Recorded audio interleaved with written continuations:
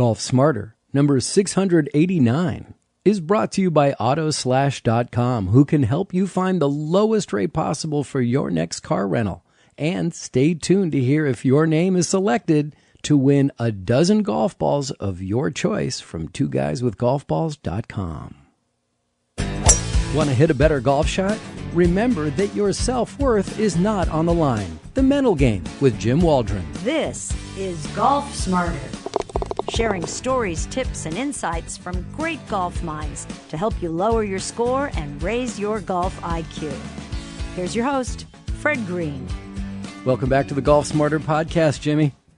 Hey, Fred. Great to be back. Thank you. I've never called you Jimmy before. I'm sorry. Was that crossing the line a bit? A little bit, just a little bit. Okay. Last time that happens, the only time people call me Freddie are either knew me when I was, before I was 13, or are athletes. Professional athletes always seem to call me Freddie, and I'm never going to argue with them. My interactions with athletes. Yeah, in my family, I was definitely Jimmy growing up. Yeah, for sure. In fact, my sister still calls me that today. Yeah. Well, luckily my siblings don't, but I remember telling an aunt once, it's like, I've graduated high school now. Now you can call me Fred. And she went, oh, that's sweet, Freddie. Okay, we're done. We're done. Enough of our tortured past. Let's talk about golf and what gets in our way.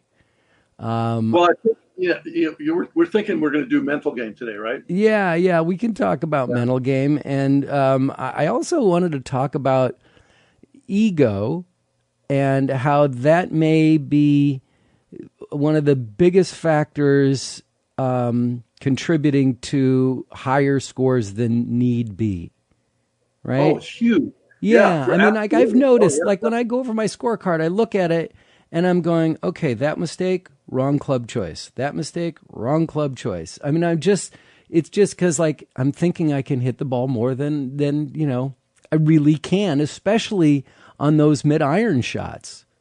It's like, oh yeah, I got this 160 with my 6-iron, no problem. Fred, you hit it 145 with your 6-iron. Cut it out.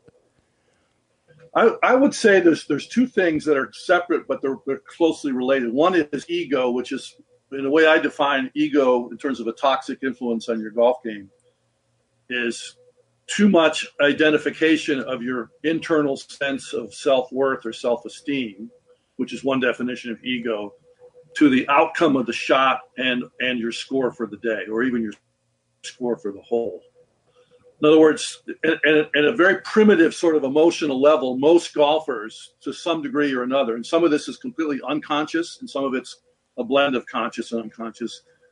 But when most golfers hit a bad golf shot, or they score much worse than normal for the day, they feel like they failed themselves in some way. In other words, they feel they're a bad person because they hit a bad shot. And it's almost a joke with me and my assistants in my golf schools, which this is our 26th year of doing them.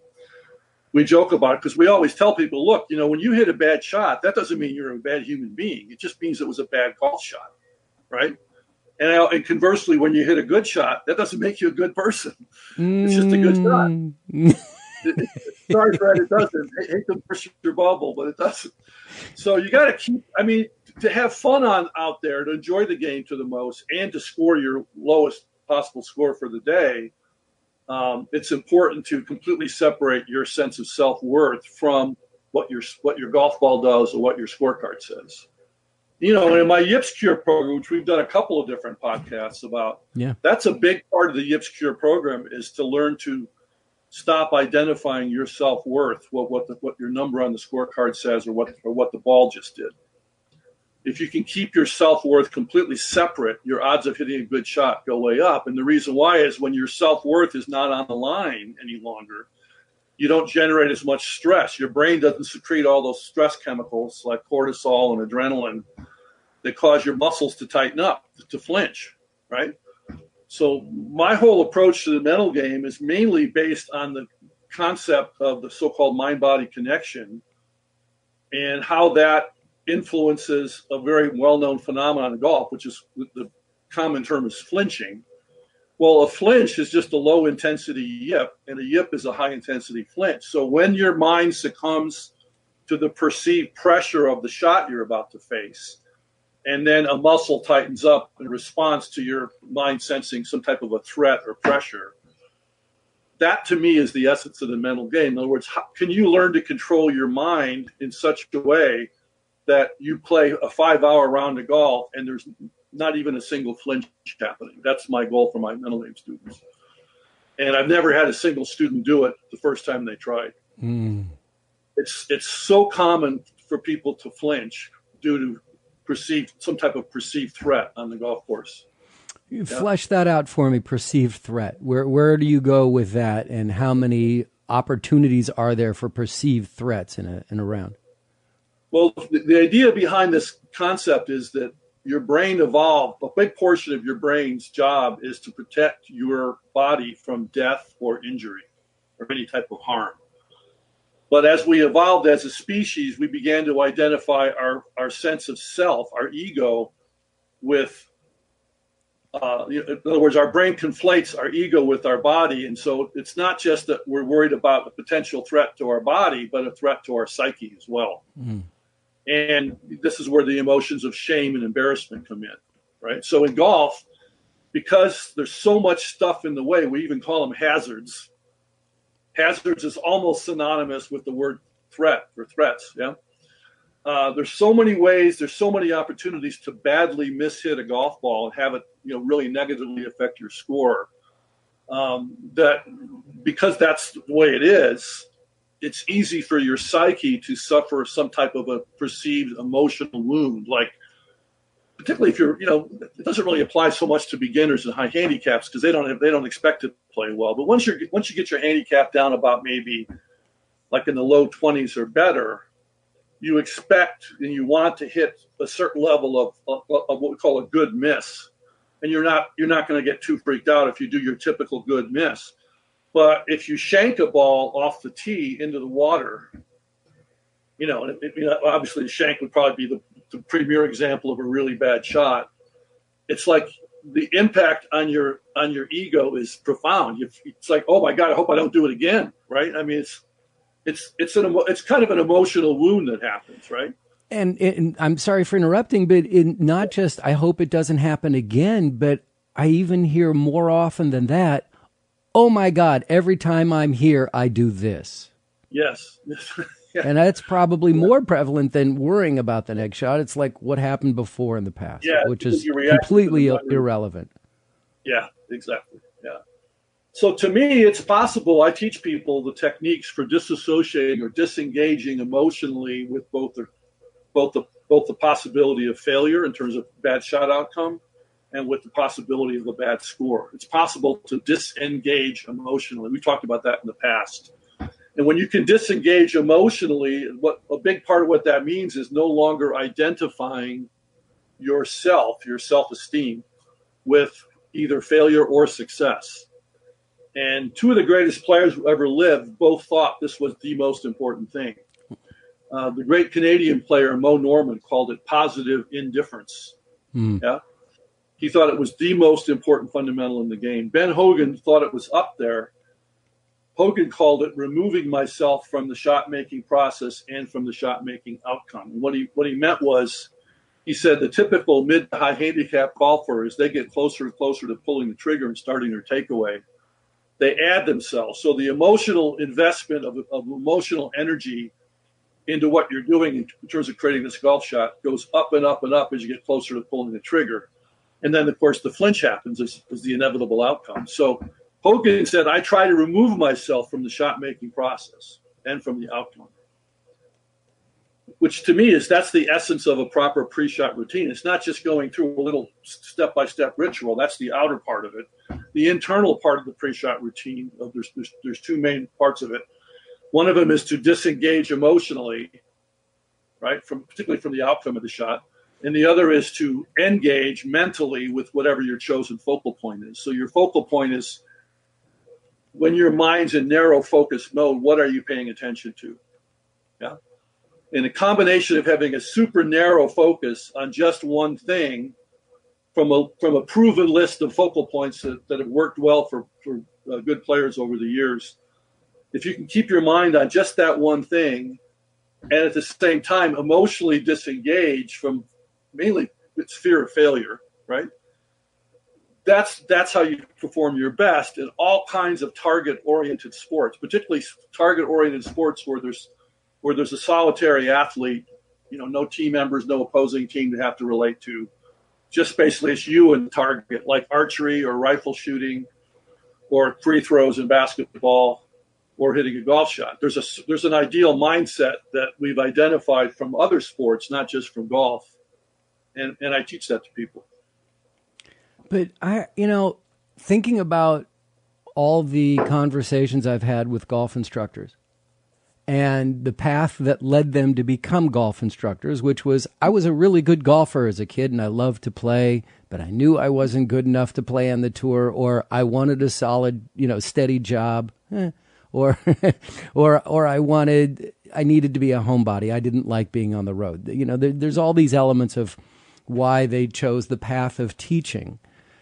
But I can't imagine that most of golf instructors, at least the ones, again, that I've spoken to, are equipped to teach emotional disengagement.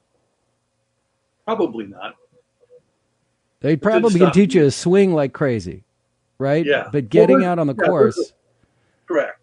There's always been a demarcation in traditional golf teaching between the mental game, which was considered to be the province of sports psychologists, and the physical or so-called mechanical game, which was the province of the golf pro. There was always that division. I never bought into that division because I don't buy into the one of the dominant motifs in Western culture is the separation of mind from body. So there's even a term in philosophy for it, mind-body dualism. It goes all the way back to Plato. I never bought into that. And, one of my sort of teaching mentors was a well-known, now deceased, but well-known at the time, teaching pro from, he taught outside of Paris, France, but he was actually a British guy named Percy Boomer. We've talked about Boomer before. He wrote that classic book on learning golf. Mm-hmm. And the first chapter of that classic book, he says something along the lines of any demarcation of the game of golf into rigid categories, either mental or physical, is bound to fail. So he was the first, what I would call well-known mind-body connection teacher, which is backed up by tons of research in neuroscience, which is that your mind and body are two aspects of one unitary whole thing, which is how your brain and body work together. Yeah, you can't separate the two. So your mind affects your mechanics in a profound way. Mechanics don't exist in a vacuum. Right. Yeah. Right. And then we talk about hazards, and there's two types of hazards. Obviously, there's probably more, but in golf, there's the one that you're in. Right, your ball has landed in the bunker. Your ball has landed in the water, and you've got to figure out how to take it from the next step. But in talking to some golf course architects, I love how they talk about the visual hazards that they incorporate into their design that is just specifically there to mess with your head. Right. Right. Yeah, like par 3 over water. Right. And it's like, oh, I hit the water. Oh, I'm going to hit the water again. It's like, and then, I play golf. I regularly play golf next to an airport. So the auditory hazards of, the distractions of planes landing and taking off all the time, I'm getting really good at blocking that out. Right. But the visual hazards of, that water's on the right, how much, or the bunker right up, going right up to the lip of the green, and it's a front flag, and there's that bunker just staring at you. Yeah. Well, that's so much a part of the game. It's almost like it's like an arcade game, but an actual three-dimensional, the real world of three-dimensional space and a huge, like 150 acres. It's kind of what it is. It's the person who designed the course, the architect, put stuff in the way, even if it may not actually come into play. Just visually alone, it can be perceived as a threat. And again, when you perceive that there's a threat happening, that's when the stress reflex kicks in, which causes the flinches to happen. So the trick to me in golf if you had to pick one sort of overarching mental game principle, is how do you use your mind, and I include emotional state control under mind, to not react to the golf course or any aspect of the golf hole in front of you as a threat. And that requires, again, emotional disengagement. There are exercises we have people do for that, like failing on purpose. I think we talked about that in the past, right? People go out and try to go out as a single and join a threesome on a Saturday or Sunday. Tell them whatever your real name. Yeah, I think that you remember more of the things that we've talked about than I do. We've had so many shows together. It's like, yeah, we've talked about that. Sure, Jim, no problem. Yeah, we've talked about that. Well, the exercises you fail on purpose. So one of the so-called emotional disengagement techniques or mental toughness. That's the term that's common in sports psychology, is mental toughness for emotional disengagement, is to do what you're afraid of. So if you're afraid of shooting a really high number in front of other people, then you should do that. You should go out and deliberately fail, hit bad shots on purpose. Don't tell your playing partners till you walk off the 18th green. That's one very fast, sort of radical. That's sort of throwing the baby in the deep end of the pool and let's see if it can swim type of technique. It works really well, though. It really does. Terrifying. I've been using that one for all 26 years I've been teaching. Throwing babies in the pool? Well. What's that? Throwing babies in the pool? Having people fail on purpose. Yeah. Okay, good. But with my yips students especially, that's one of the really big important exercises in the yips program. So you do what you're afraid of, and then when you experience the thing you were afraid of and realize your psyche is still intact, really not a problem, it really frees you up. So you're less likely to have any type of a flinch or any kind of a stress reflex over a golf shot. Hey, let's we're at the clubhouse. Let's go to the turn, and I'll meet you on the back nine. Sounds good.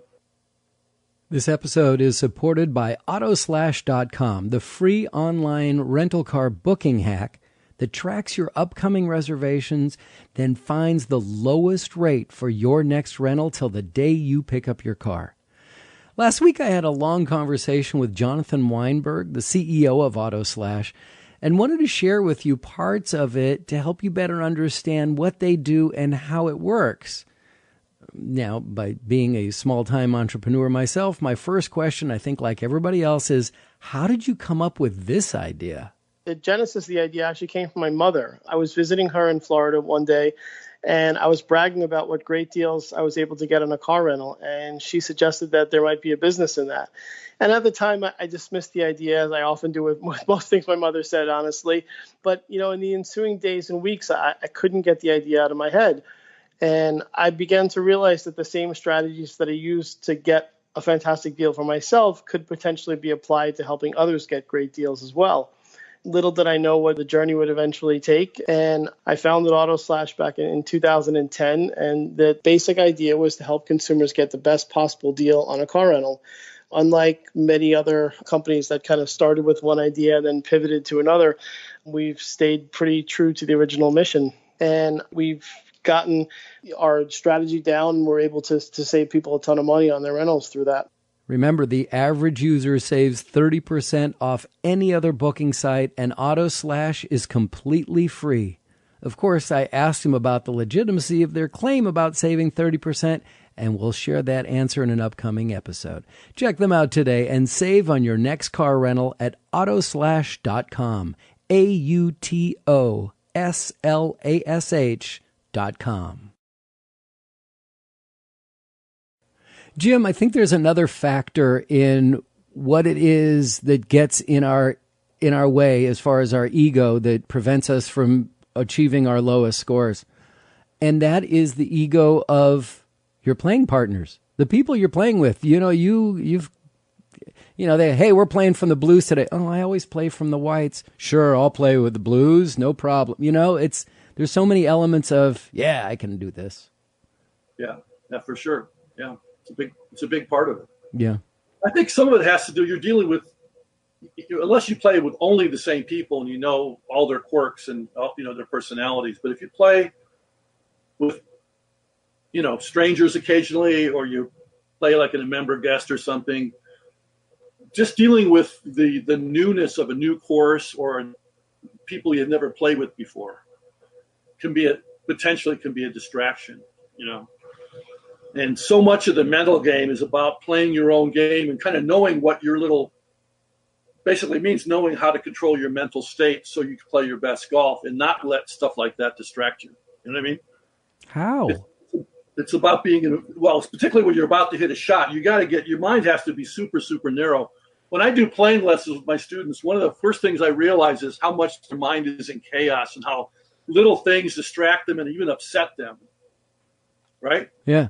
Because I think the normal state of mind, particularly for golfers, is to go out there and realize, unless you're very, very already a very good player, like 0 handicap or better, there's almost a sense that a lot of bad things can happen out here. I could shoot 15 strokes higher than my average score. It could be one of those bad days. It happens. The little thing starts to bother you, and so to me, all that means is you've never learned how to identify your ideal, sort of most effective or most efficient mindset, and how to, once you've identified what that mindset is, how to go there pretty much on command and stay in that mindset until you walk off the 18th green. It's there's different terms for this. Some people call it state management or state cultivation. But that's a huge part of it. It's understanding what are the attributes of the ideal mindset. When I'm in that mindset, I play my best golf. Yeah, it's a big part of it. And what are the best attributes? Well, there's actually, part of my work is to identify what those are. There's about a dozen attributes, which would take at least 2 hours to go through all of them. But I'll give you some of the highlights, some of the key aspects. There's a new term now that's been around about a dozen years in neuroscience called meta-awareness. Meta is the Greek word for above or transcendent, and it basically means, for years and years, I used the clumsy term awareness of awareness. Meta-awareness, literal definition, means one part of your mind, like 5% of your mind, is observing with non-judgmental awareness what the other 95% of your mind is doing. Mm. So it's a state of being very, very alert, very, very awake, and always knowing how am I using my mind, and how am I using my mind as a tool to perform a certain task. In this case, the task is hitting a golf shot to a precise target. And when you have that little bit, even if it's only 1% of your mind observing what the other 99% is doing, at least there's the possibility that if you're in a bad or a negative or a toxic mindset, you can recognize it as such and then change it to a positive, effective mindset if you have that little bit of meta-awareness. The normal state of consciousness is a mind in chaos, a mind that wanders or flits from one thought or one perception to the next. I sometimes call it thought surfing. It's like you identify with a certain thought that enters your mind. You find it interesting. So your mind focuses on that thought, and it rides that wave for a while. Then it gets bored, and it finds another thought, a joining thought, hops over to that surfboard, focuses on that thought for a while.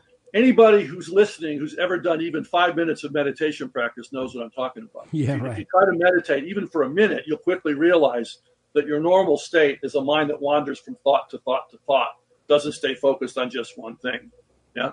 Yeah, the visual of bees on flowers. Yeah, pretty much. Yeah. That's pretty. Or like they call it in Buddhism, they call it monkey mind, a monkey that jumps from one branch to the next on a tree, back and hyperactive little monkey. Yep. That's the nature of the mind. Another aspect of normal consciousness, besides the chaos part, is if you look at the Pali Sanskrit Buddhist transcripts going back, almost 2,000 years now, there's a term in Buddhist psychology called identifying with the contents of consciousness. That means your sense of ego, your sense of self identifies or merges with whatever it is you're thinking about. There's no space. And the word space is used a lot in the Buddhist scriptures. It means that when you have meta-awareness, there is a sense of space between your sense of being awake and whatever it is you're paying attention to. So you don't identify with what you're paying attention to. There's a sense of separation.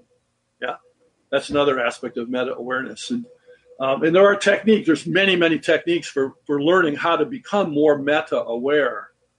But in my teaching practice, it's considered to be the most influential fundamental in the game of golf. I call it the supreme fundamental. the ability to be meta-aware, have that level of consciousness where you can observe how it is your mind is functioning. Because if you don't have that, then your mind is basically controlling you, right? And your mind will go off and make some bad decisions or make some bad choices, including, like you mentioned earlier, picking the wrong club, right?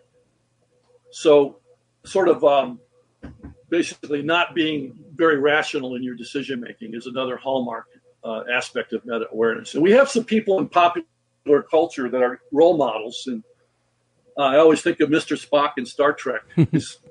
Vulcans are a race of supremely meta aware people, and the opposite, of course, is Dr. McCoy. So if you want to reverse engineer it, total lack of meta awareness is Dr. McCoy, who's like this. Oh my God, Jim, the warp drive's about to explode. We're all going to die, right? And Spock is like, the warp drive is about to explode, Captain. Fascinating. And Spock is based on Sherlock Holmes. Oh, okay.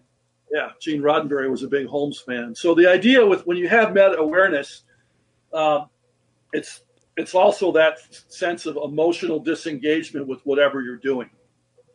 Yeah, no longer trying to formulate a strategy based on the fear of failure.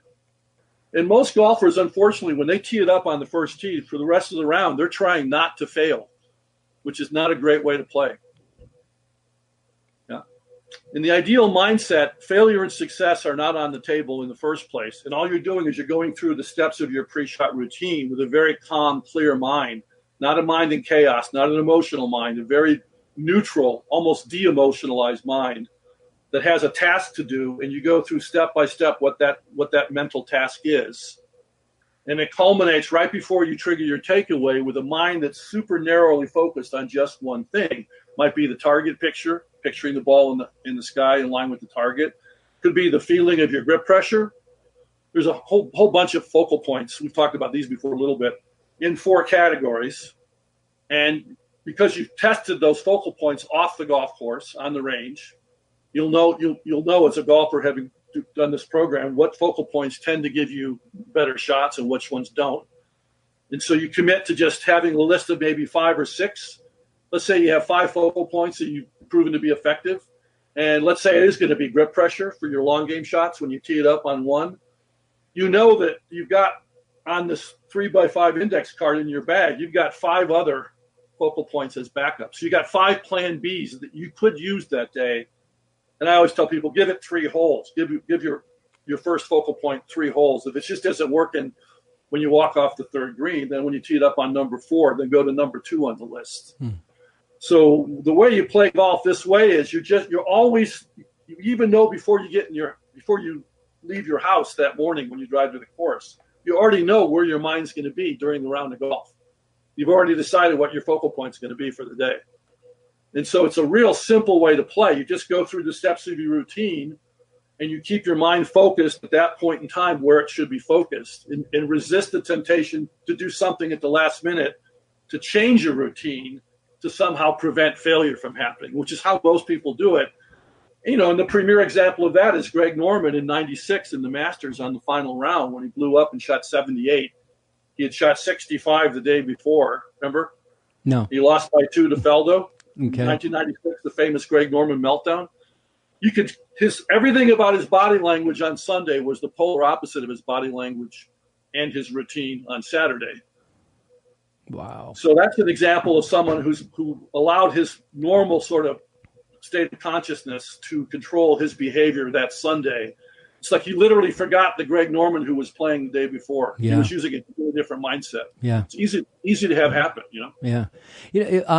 Early on in the production of this podcast, I had an opportunity to go to an event, like a Pro-Am event in Arizona, and it was a lot of former NBA players. And I standing there at the driving range is Dr. J, and I. Oh, cool. Yeah, and so there's somewhere in our archives that he's there, and I've talked to various people. And then there was another time, I never recorded this, but I fell into and played 9 holes with Jesse Ventura, who was a Navy SEAL, a professional wrestler, and a governor. And he would just hit the ball as hard as he could every single time. And I remember asking both of them about the mental game. Yeah. And basically their response was similar in that there is no mental game. I'm not going to fail. And that professional athletes, and I'll put Jesse in that, but these guys, it's like, no, what is a mental game? That means you're expecting to fail. We don't do that. We are going to succeed every time. So we're going for it every time. Yeah, that's right. That's a big aspect of it, which is what we call confidence, obviously. So, sure. Embracing, I teach as a formal part of the pre-shot. I teach a 5-stage pre-shot routine. At the end of stage 2, I want every student, except on tap-in, gimme putts where you don't need confidence. But every other shot, I have them squeeze their left hand if they're a right-handed golfer on the grip of the club, on the handle, and I had them say to themselves, "I can do this," formally as part of their routine every shot. And in other words, you're not going to be able to emotionally disengage from the possibility of failure if you lack confidence in the first place. Of course, you're going to be too concerned. If you don't have any confidence, of course, you're going to worry about the possibility of failure. So it's not just doing things like failing on purpose, like the exercise we talked about a minute ago. It's also learning how to pump yourself up to be in a very confident frame of mind. Yeah. Yeah. And holding on to it. What's that? And holding on to it, because I can see how, it's the two little, the angel and the devil on your shoulders, right? And you're sitting there with your left hand going, "I can do this," and in your right ear you hear, "No, you can't. No, you can't. You're a chump, and you know it, and you can't." Just say it out loud and make him happy, but you can't. Yeah, I think there was even a Larry David episode in Curb about this, where he actually, maybe it wasn't. I'm pretty sure it was, but where he's over a golf shot. And he's got the devil on this shoulder and the angel on this shoulder. And they're battling for control over his mind and body. It's pretty funny. Well, I'll give you an example of how this works. So in 1977, I was vacationing for the weekend down from Berkeley to Santa Cruz. And that weekend, the circus was in town. And the Flying Wallenda brothers were doing a demonstration on the beach in Santa Cruz with a tightrope 30 feet in the air. And they asked for 2 volunteers, a male and a female. So I quickly raised my hand. I thought it'd be fun, right? Step 1 of the demonstration was they had a 2x4 on its side on cinder blocks about 8 inches off the sand. And it was about a 15-foot length of 2x4. And he said to me and to the gal he had picked, "Do you guys have any fear about falling off this 2x4 8 inches into the sand?" We said, "Of course not." So I want you to walk across the 2x4. He goes, "I'm going to hold my finger up at the other end." He goes, "Just stare at my finger. You don't need to look down. Your body knows how to go, 1 foot in front of the other." And which he was right. Neither myself nor the woman had any problem doing it. It was easy. Didn't look down once. He said, "Now do exactly the same thing on the tightrope 30 feet in the air." He goes, "Obviously, there's a net there. The net was about 10 feet off the ground. So if you did fall off, you fell about 20 feet into a net." And he actually jumped off the tower into the net to show us, and he sort of just bounced off and rolled. He was fine. It's not a problem. Hit the net, no problem. So we knew rationally we couldn't hurt ourselves. Right. He said, "Doesn't matter. The part of your mind that perceives there's a threat is going to try to take over your mind and then therefore take over your body. And it's going to tell you to look down at your feet to make sure you're doing it right or make sure you're not doing it wrong so that you don't fall, i.e. fail." He said, "Your job is to resist that strong natural impulse to look down at your feet." He said, "I'm going to hold my finger up at the other end. I'm on the opposite tower. I'm going to hold my finger up." He goes, "Don't look down at the cable of your feet, even for a fraction of a second. You'll be able to walk, 1 foot in front of the other and you won't fall." So I said, "Oh, I can do that." Mm-hmm. It was about 30 feet long, maybe 25 feet long, the cable. I got about 10 feet out there, and I thought I was doing pretty good. And all of a sudden, I got this overwhelming feeling that I was going to fall if I didn't look down. And I looked down, and as soon as I looked down, I could feel the muscles in one leg twitch a little bit, which made me lose my balance. Next thing I know, I'm hitting the net. It happened like that fast. And that same thing happens in a golf swing when there's perceived threat or perceived stress or some type of internal pressure. Your brain is trying to protect you from failure. And of course, the irony is when that part kicks in, that self-protective mechanism, it makes you flinch. it's the root cause of the yips in a severe case, right? That's why yips tend to repeat, because the golfer thinks they're about to hit a bad shot, and the yip is an effort to prevent the bad shot from happening. That's a so great the trick story. is to learn to control your mind, so you learn to inhibit that natural self-protective impulse. Yeah, that's a great story, a great visual. Yeah, that's a great visual. So, what are you working on these days? What do you got to share with us? Well, we're just finishing up editing. We should be done by our target date is July 1st on my first of a series of videos on the mental game of golf. Oh, wow. Yeah. All right. Well, July. All right. We'll have you back when they come out, right? When it comes out. Yeah, that'd be great. Yeah. It's going to be probably about 3 2-hour videos. So about 6 hours total viewing time, covering all aspects of the mental game. Great. Oh, that's going to be wonderful. And, we've just started our Golf Smarter Mulligans podcast, and I know that, you and I did episode 400 together at a restaurant, so I know that we had many shows before that as well, so there's Golf Smarter Mulligans episodes with you coming out, so if people are interested in what Jim has to say and interested in strictly golf lessons, then I highly advise you to check out Golf Smarter Mulligans, our latest release. And again, it is just instruction, and it's just the interview in itself. I hope you're looking into that. Yeah, I think we had 21 prior to this, something like that, right? Something 22? Crazy. Yeah. Well, we're approaching number 700, so. Oh, that's great. Congratulations. It's amazing. It's amazing. Yeah. All right, Jimmy. Well, it's great to see you. It's great to talk to you. I'm looking at you. We're not recording this, but it's great to talk to you again, as always, because you always have such a phenomenal perspective on the things that are so important to improving our game without having to hit the ball. It's about hitting yourself in the head more than anything. I really love talking to you because of that. Well, thanks. Likewise. The mental game, if you've known from the beginning, it's such an important. I always tell people, you can break 100. The mental game has more influence on your score than the purely mechanical game. It's that important. And the name of this show is Golf Smarter. Boy, did I sucker him into that one, huh? It's time to announce our winner of a dozen golf balls from twoguyswithgolfballs.com. Now, selected at random with the help of my Amazon Alexa. Did I say that too loud? Yep, she responded. I'd like to congratulate Tim Jones of Bolingbrook, Illinois. Tim, I'm going to put you in touch with Sam Houston at twoguyswithgolfballs.com, and you'll get to select a dozen balls from any manufacturer, any model. So if you play a Titleist or Srixon, TaylorMade, Kirkland, Bridgestone, whatever, it's your choice. And Tim, since this is your free prize, maybe you've been thinking about changing balls. Well, this could be a great time to do it because it's free. And here's a note to everyone else about selecting a golf ball. Do you have any idea what impact spin has on your swing? Do you slice or hook the ball and you're not sure why? Of course, these are issues that are caused by your swing and everybody goes through it. But you can make some compensation by changing the ball you use. Did you realize that?